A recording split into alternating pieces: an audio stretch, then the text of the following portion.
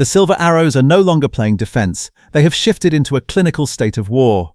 Today, January 22, 2026, Mercedes officially unleashed the W17 E-Performance, a machine designed with a single, brutal purpose to reclaim the throne they lost in the ground effect disaster of 2022. While the world is currently mesmerized by its ultra-slim chassis and radical sidepod architecture, a much more dangerous battle is being fought 500 miles away at the FIA summit in Geneva. Mercedes hasn't just built a car, they have engineered a thermodynamic loophole that has every other manufacturer screaming for an immediate ban. From the whispers of a thermal expansion engine hack to the absolute silence of their electrical recovery system, the W17 is the most feared car in recent F1 history. Before we deconstruct the 18 fans prompting why Helmut Marko is officially terrified of the data coming out of Brixworth, I want to invite you to join our journey through this technical revolution by subscribing to the channel. Your support is the high-voltage energy that fuels these exclusive paddock deconstructions. Now let's go deep inside the W17 and see why this silver monster just broke the 2026 grid before the first wheel has even turned. The name Mercedes-AMG F1 W17 E-Performance isn't just marketing, it's a warning shot across the entire paddock. For 2026, the technical regulations have flipped the script, demanding a perfect 50-50 split between internal combustion and electrical power. Mercedes has been preparing for this exact moment for over 3 years, quietly redirecting the brightest minds from their road car division to Brixworth while their rivals were still brawling for minor podiums in 2024. The MGU-K has undergone a monstrous evolution, nearly tripling its output from a modest 120 kilowatt to a staggering 350 kilowatt. This fundamentally alters the car's DNA. Toto Wolff admitted today that they consciously sacrificed the last 2 seasons to master this electrical integration. The result? A power unit that doesn't just drive the rear wheels but manages energy with the surgical precision of a quantum computer. While Ferrari and Audi are reportedly struggling with battery depletion and clipping on long straights, the W17 appears to have solved the energy puzzle, potentially allowing George Russell to stay in full boost mode for nearly 40% longer than any other car on the grid. Now, let's talk about the controversy that has caused a complete deadlock at the FIA summit in Geneva today, the 18-point compression ratio scandal. The 2026 regulations are crystal clear. The compression ratio must not exceed 16.1, measured when the engine is cold and stationary. However, Mercedes engineers have exploited a thermodynamic gap that no one else saw coming. By utilizing advanced aerospace-grade alloys for their connecting rods, they've created a component that expands with terrifying precision as the engine reaches its 1000 degrees operating temperature. This thermal expansion physically pushes the piston higher into the cylinder head, effectively increasing the compression ratio to 18.1 while the car is flying down the straight. This heat hack provides an estimated 15 to 20 additional horsepower, a massive 0.3-second advantage per lap. Ferrari, Honda, and Audi have filed formal protests calling it a violation of the spirit of the law. But here's the kicker. Mercedes was transparent with the FIA from the start, making a retroactive ban almost impossible without a catastrophic legal war. If the FIA fails to act today, the W17 will be running a legal compression ratio that is technically legal, and that is a nightmare for the rest of the grid. The W17 is the child of a brutal strategic sacrifice.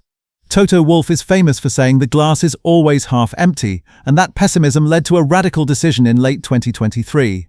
While Red Bull and Ferrari were still pouring millions into perfecting their ground effect cars for the 2024 and 2025 seasons, Mercedes quietly turned off the lights on their current development. They chose to suffer. They chose to be a midfield team for 2 years just to ensure they had a head start on the 2026 puzzle. This gamble meant hundreds of hours in the simulator before any other team even had a baseline. Insiders described the development program at Brixworth as the most methodical and smooth operation in the history of the sport. Johnny Herbert, the veteran pundit, confirmed that while other manufacturers were hitting brick walls with their electrical cooling, Mercedes was already running full race simulations in late 2025. This isn't just a car built on hope, it's a car built on 2 years of deliberate pain and engineering focus. Mercedes didn't lose their way, they were just busy building the machine that will end the Red Bull era. The chassis side of the W17 is equally revolutionary, adopting a nimble car philosophy that pushes the boundaries of the new dimensions. The car is shorter, narrower, and significantly lighter than its predecessor, but the real magic lies in the active aerodynamics. Mercedes has perfected the transition between Z mode for maximum downforce in the corners and X mode for zero drag efficiency on the straights. Toto Wolff described the simulator work as fascinating, noting that driver intelligence will be the ultimate differentiating factor in 2026. Because the aero balance shifts dynamically throughout the lap, the driver must manage the car's configuration like a pilot in a fighter jet. Insiders suggest that Mercedes has developed a predictive algorithm that adjusts the wings milliseconds before the driver even thinks about it. This seamless integration between the 50/50 power unit and the shape-shifting chassis is why rivals like Helmut Marko are genuinely afraid. Red Bull might have the aero history, but Mercedes has the integrated future. The W17 is so slim, so efficient, that it appears to slice through the air while others are still trying to push a brick. The true scale of Mercedes' potential dominance becomes clear when you look at the grid as a whole. In 2026, 8 out of the 20 cars will be powered by the Brixworth monster. That is 40% of the grid running the same heart. From Williams to McLaren and the newly signed Alpine, the feedback from customer teams has been a chorus of pure optimism. James Vowles at Williams has called the new power unit an exceptional masterpiece, while Carlos Sainz, preparing for his debut with the engine, is reportedly ecstatic about the energy deployment maps. This creates a massive data advantage for Mercedes. Every mile covered by a McLaren or a Williams is a piece of data that goes back to Brixworth to refine the W17. If the Mercedes engine genuinely holds a quarter-second advantage per lap, we could see a front row locked out by Silver and Papaya, leaving the rest of the manufacturers in the dust. The Mercedes block isn't just a supplier relationship, it's a strategic siege of the 2026 championship.